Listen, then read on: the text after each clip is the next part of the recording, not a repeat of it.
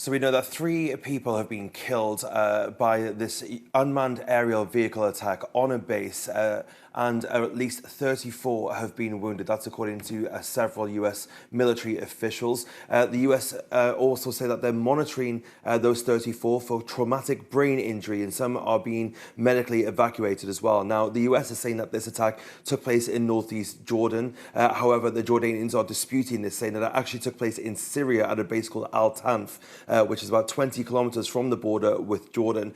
Joe Biden has called the attack despicable and wholly unjust, adding, while we are still gathering the facts of this attack, we know it was carried out by a radical Iran-backed militant group operating in Syria and Iraq. We will hold all those responsible to account at a time and in a manner of our choosing. Now, this obviously is raising questions as to whether there were some failures here. Most of these bases are defended by air defense systems, so it's being questioned whether there was some kind of failure within that air defense that stopped this, failed to stop this attack. But it is the first death of US troops in the region since that war broke out following the October 7th attacks on Israel. So a big escalation here on Sunday.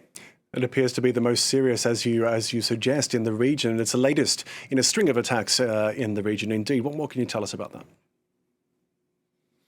Well, the US still has significant troop numbers in the Middle East. There's about 900 in Syria, 2,500 in Iraq, and around 3,000 in Jordan. Now, there have been a slew of attacks, about 150 actually, since the attack on Israel on October 7th.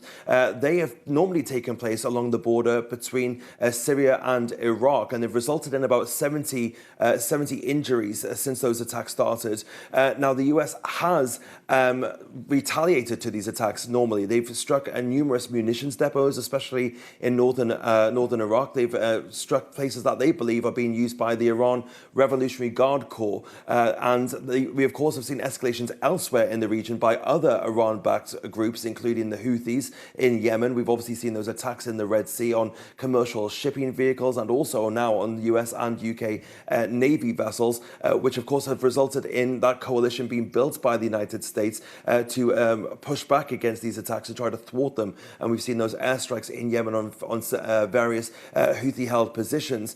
So we've also seen a diplomatic pressure, however. The US is pressuring China to try to pressure Iran to try to back down these groups, to stop tensions in the region escalating. The US National Security Advisor Jake Sullivan was in Thailand over the weekend, where he met with the Chinese foreign minister, and this was one of the topics that was broached. Now, obviously, China is publicly calling for de-escalation, but at the moment, the US is unsure whether China is working behind the scenes to try to lower those tensions with Iran and its backed groups.